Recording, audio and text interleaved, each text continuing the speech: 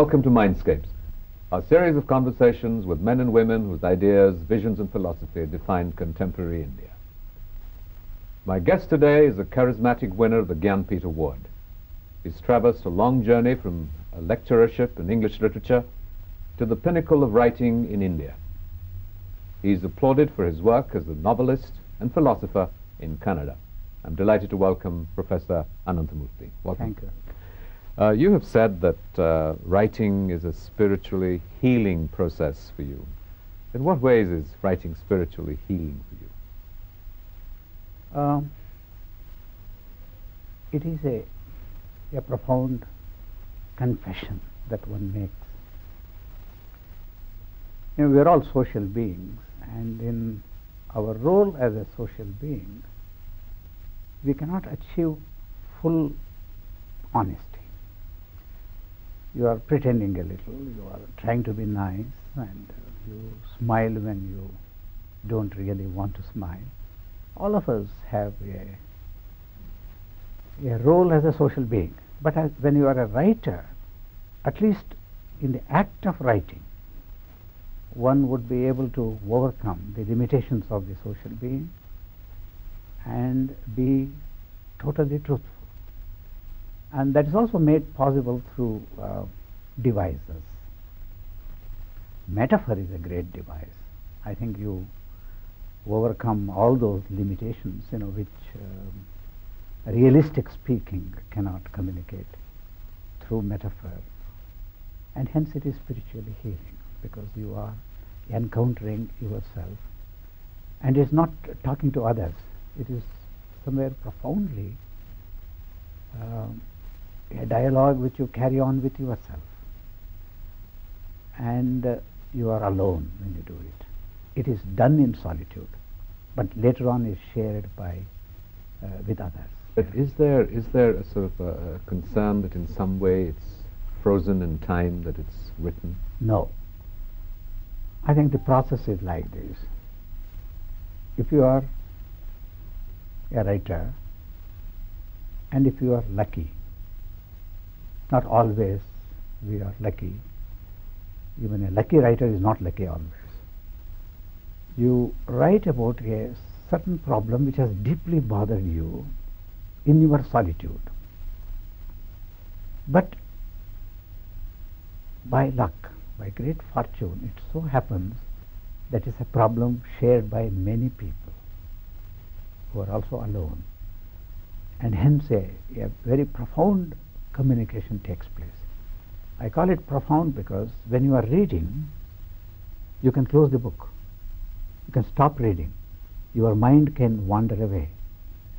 And you need not read. There is no compulsion for you to read.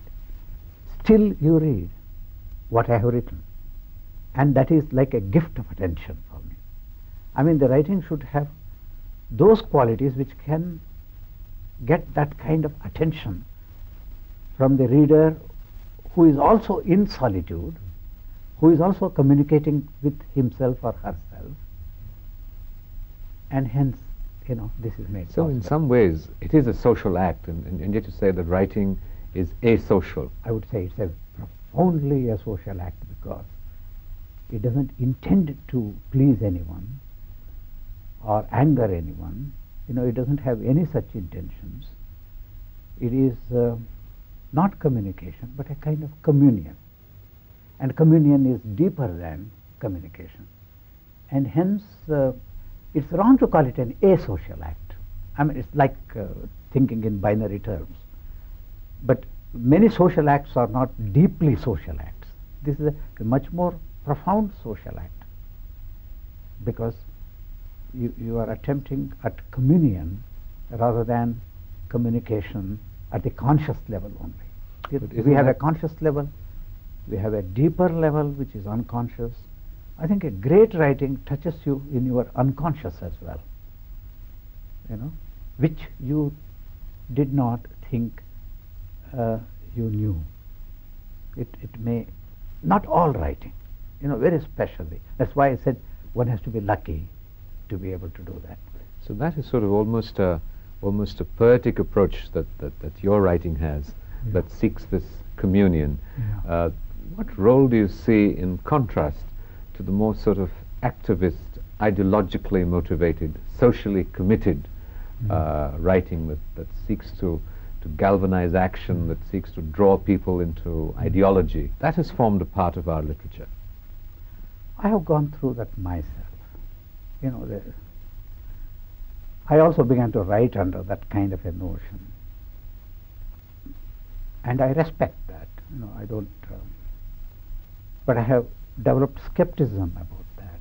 Skepticism because many times when you want to really move a reader, you may affect certain a certain pose to yourself, you know, of the world reformer and so on. When you do that, the reader sometimes, you know, if he or she is immature or maybe under your spell, but when once a reader thinks that I was under somebody's spell, and then he or she used those devices to keep me under spell, you come out of spell also, and then you are no longer impressed. And hence very ideological writing in the long run is not effective ideologically even. This aspect of communication and articulation in your novels, there is a sort of almost a value system between characters who struggle to articulate and those that are more articulate. And this sort of counters in a sense with our environment, where we are confronted with an over-articulation through the media, through the newspaper. Everything, every nuance of human experience is being in some ways articulated. What is the special insight, process, technique that a writer uses to communicate this debasing of articulation in a sense? There is always this problem in writing. That which is easily articulable, you know, that which is easily articulated is not profound. Your articulation will have to reach the point of silence. I mean, the ideal is silence, and the articulation will have to be profound enough to look like silence. I think in great poetry that happens. It's not the word, you know, which moves you, something beyond the word, and you begin to listen to the silence, and it's very difficult to talk about it. You know, you can only experience it, you know, in very great poetry. Your writing is described as more poetry than writing. It's sort of poetic writing. Do you think that's a fair description? Not that I always succeed, you know. I mean, if you have that kind of an ideal in writing, many times you fail, you know, because you cannot reach that. You know what I have felt when I write? I start with what I know. And in the very process of writing, if I do not begin discovering, and if I say, look, what is the next sentence? This is. And I have not forethought it, then I know that I am writing. It happens sometimes, but doesn't happen always. Many times, you know, the whole structure is ready, and then you put it, and then you have not really discovered anything more than what you started with. But there is a discovery. It has happened to me sometimes, but not always. This must be true of many writers. So when you say that you start off with writing what you know, what is it that starts you off, that triggers a novel? Just sort of the fact that you want to write a novel, an idea that you know, that you feel you want to explore, and you want to write to explore it. What is the urge? What is the impulse? Sometimes it is an obsession. A vague kind of an obsession could be. And then something happens which may start you off. I will give an example. Some years ago, nearly 10 years ago, you know, I was very preoccupied with Karl Marx's one phrase, village idiot, idiocy of the village. So as if, the human consciousness can grow only when it is under conflict in a city, in an evolved civilization. Otherwise, there is a kind of village idiocy, where the consciousness has not grown. Marx is thinking of progress and history and so on. I was really bothered. Is that true? And if that is true, then I have to think that the whole Indian civilization is at a lower level. And those who have gone through the conflict, industrial revolution, etc., are at a higher level. And if we go higher, they will still go higher. So there is no end. So it's a very colonial idea, I thought. But I didn't know how to write about it. My daughter once asked me, when I was sitting in a hall, she showed it to a grasshopper. And she said, Appa, what is it? I told her, it is called in my language, Suryana Kudare, stallion of the sun, sun horse. And then suddenly I told her, look, this little insect is called horse for the sun. And it must have occurred in a village where my language is spoken, to look at a little insect which is so bright, so connecting sun and the whole of nature and a little insect. So there is a kind of a relating to is happening, of great phenomena. And that started off a story in me, the image of the sun horse. And then I thought that somebody who can connect a little insect with the sun, with the whole universe, couldn't be an idiot.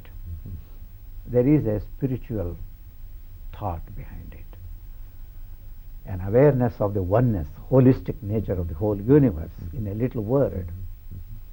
So that sun horse became a point around which a whole story was born. I wait for some such metaphor to occur to me. And then I begin to write. You have been a teacher of literature, and hence obviously also a student of the structures and styles and technique and craft of writing. In this process of translating this insight and process of discovery, how consciously does the craft of writing come into play? Sort of structuring a novel so that it has a beginning, a middle, and an end. Some of your early work certainly was against this process of structuring and moving in a form that craft was dictating this. But yet that was a form in itself.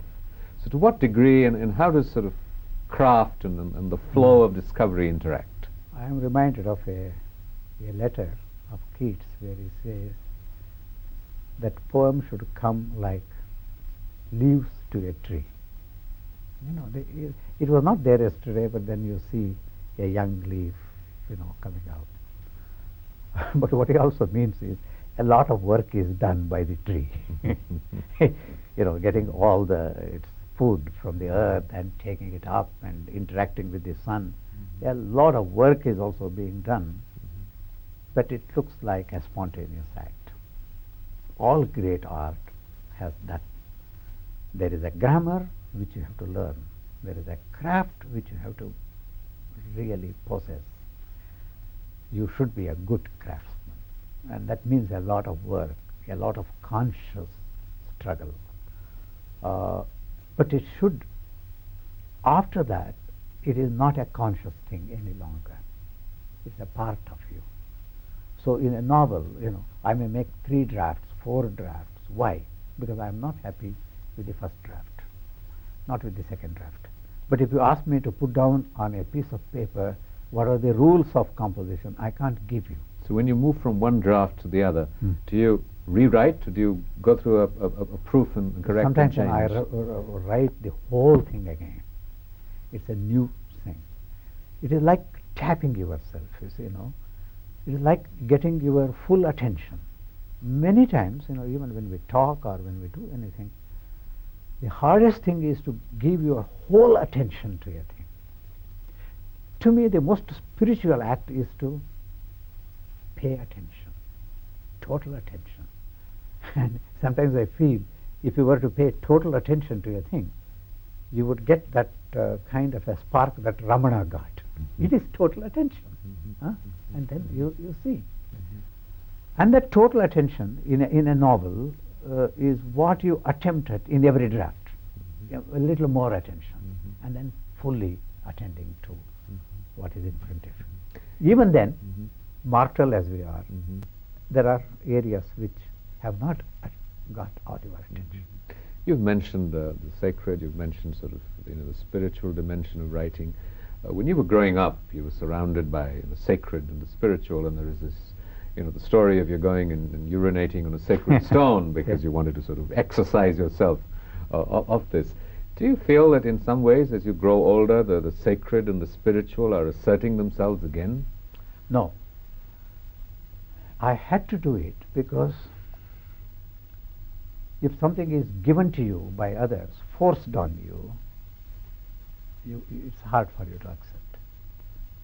One has to discover it oneself. A lot of the sacred was also ideologically related to dominance. I was a Brahmin. I grew up in Agrahar. And a lot of the idea of sacred was not just sacred to yourself, it was also an instrument of dominance. I had to destroy that. And there I was very deeply influenced by Mahatma Gandhi. Mahatma Gandhi also did destroy a lot of what was considered sacred in order to rediscover the sacred. The sacred is not discovered, is not destroyed in order to make this world dull and stupid, and in order to rediscover it. I think the Buddha did it. Whenever you have to re-establish the sacred, you will have to question the traditional notion of the sacred. Nowadays when I think, I think there are two great passions of the 20th century. Hunger for God, hunger for equality. And the hunger for equality had to contend with a lot of the idea of God. The hierarchical structures that are implied. And so on. But the hunger for God is as deep a hunger as hunger for equality.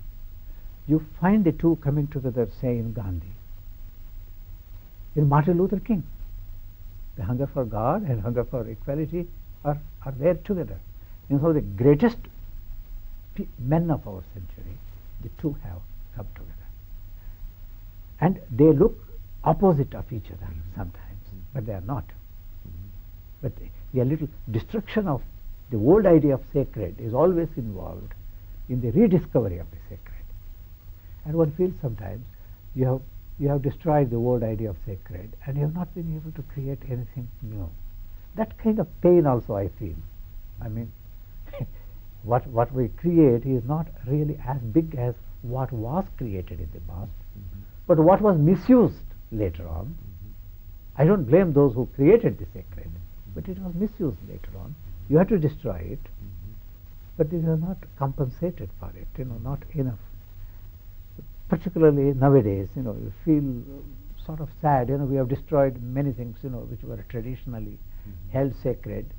All that we have done is to globalize and then take you into a modern world system, compared to which, some of the traditional notions seem good. I am confused now about that. But wouldn't you say that the fact of the long continuity of our civilization has inhibited our ability to, I'm uncomfortable with the word destroy the sacred, but sort of to move beyond our traditional understanding and insights of the sacred, which become ritualistic, which become mechanistic, into fresh, incisive, experiential insights of the sacred. There's a poem in Kannada, when you were telling me this, I was reminded of that. The title of the poem is by a great poet called Gopal Krishna Adiga. Battalarada Gange. Ganga who can't dry up. He doesn't say who doesn't dry up, who can't dry up. Ganga flows. And then he says, if only she had dried up for a while, there would have been the need for another Bhagirath to bring her down. Sometimes about India, many of us creative writers have felt it. If only this was wholly destroyed, and we didn't take that kind of compensatory, relief from what we were in the past. That is a tension in all creative writing. You have put it. I have no answer to that. And sometimes, what you reach out to is already there and unearned, and then you can repeat it, mechanically, and seem very sacred and so on. It is like arriving without traveling. Like arriving without traveling. Most of us arrive without traveling. That's one of the problems of the Indian mind.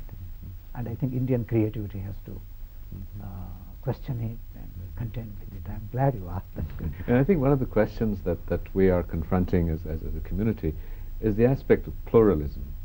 And we talk about the Indian sensibility, we talk about the Indian heritage, and you have communicated so powerfully and insightfully writing in Kannada, and your writing is deeply rooted in your environment and your culture, and yet has this very universal Indian ambience, Indian ethos, and Indian sensibility to it.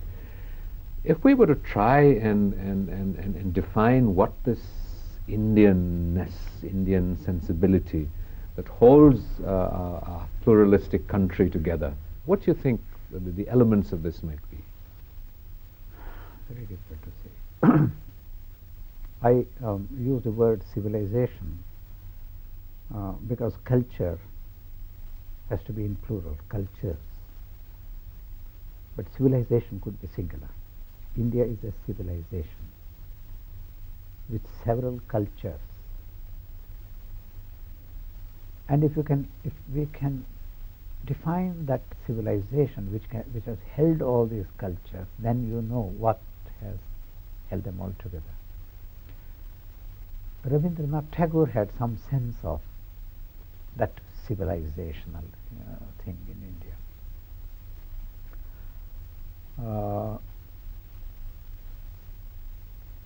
But with the impact of globalization and so on, I wonder whether we will continue to respect our pluralities as much as we had to do, because there was no alternative to a kind of sameness. Now there is an alternative to a certain kind of sameness for the whole country. Is that a good thing? It's not a good thing. Why not? I'll tell you. I care for a certain richness. I can't argue about it, but I'll tell you what happened in India. 1,000 years ago, Sanskrit, I think, was a great language which held the whole country together, because any great, whether it was a Shankaracharya or a Ramanuja or a Madhvacharya, would converse in Sanskrit and go from one end of India to another.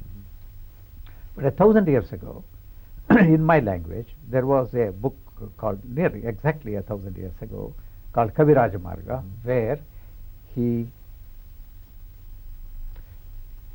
gave a model for Kannada to replace Sanskrit. So a great decentralization took place 1,000 years ago. It happened in Europe. Latin gave place to all the European languages. You would never have a Dante otherwise, or Shakespeare otherwise. They were great creators.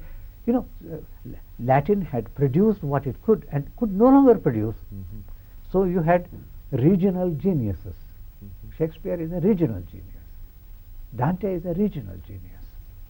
So too in India, we had a Pampa in my language, and in several languages.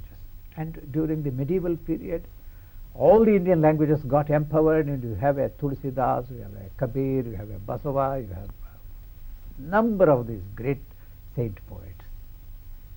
1,000 years ago, the whole process started. So in my language, Pampai 1,000 years ago, rewrites Mahabharata, and not only those rivers which flow into Vedavyasa's Mahabharata, little streams of Karnataka flow into Mahabharata. So do you think that That is a value in itself for me. And now this, I'm sorry, the globalization is taking it away.